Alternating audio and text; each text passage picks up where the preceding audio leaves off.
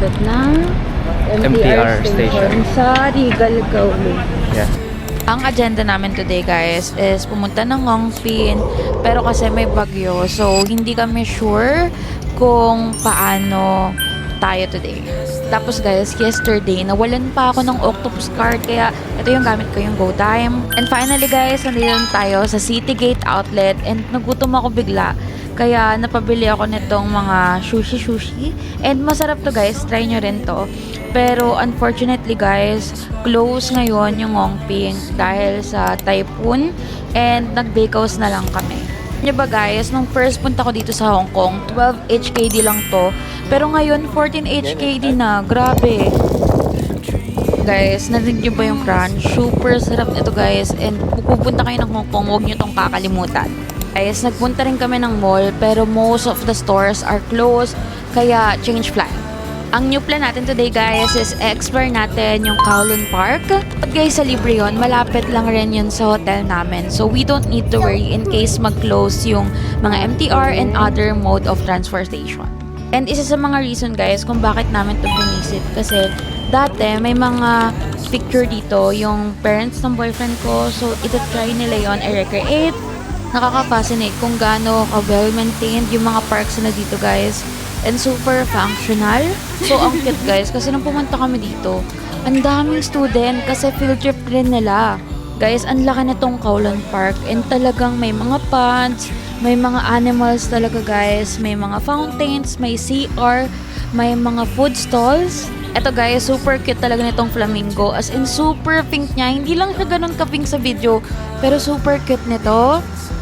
Ang daming fish guys and super lawak nito. Pumunta kami ng kabilang side and may nagchichill dun guys sa mga matatanda. Tapos wala guys, ginaya namin and eto guys yung malaking map ng Kowloon Park. So malaki talaga siya as in.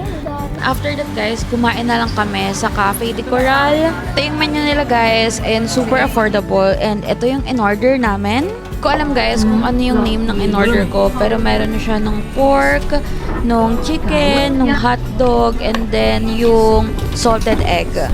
And ito guys, meet Chandria, pamangkin to ni RC and mag-ASMR siya and Gusto ko lang kumain. Inubos mo ba?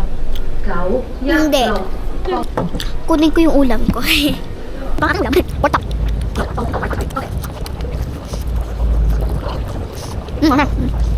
Is Coca-Cola.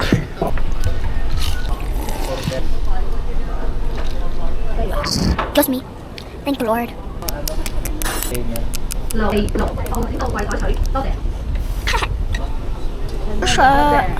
Guys, after namin kumain, bumalik na kami agad ng hotel.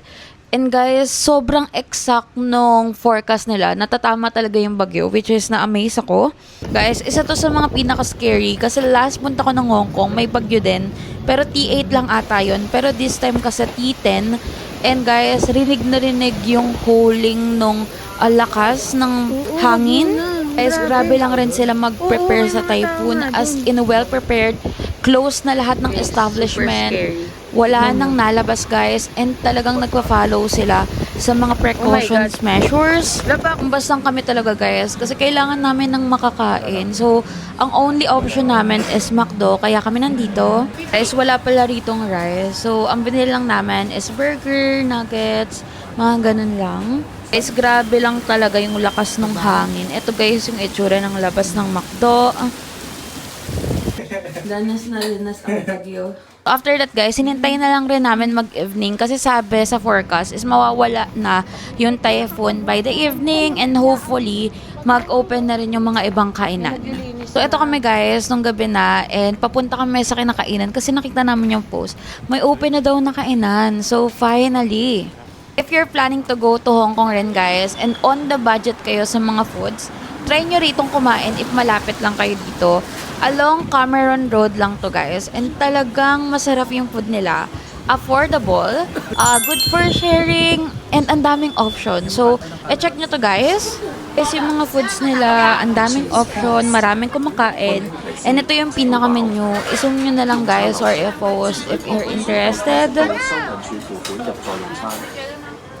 More reminder choose first. So, ang kinain namin dito guys is sweet and sour pork and masarap siya. So, itry nyo rin yon. After that guys, is nandito kami sa Bestmart 360. Bumili lang kami ng mga snack guys. And makikita nyo dito guys, mura talaga. Kaya dito kayo bumili ng mga pasalubong. And ito lang yung binili namin guys. If interested kayo guys sa day 3 and day 4 namin, just subscribe. And yun lang, bye!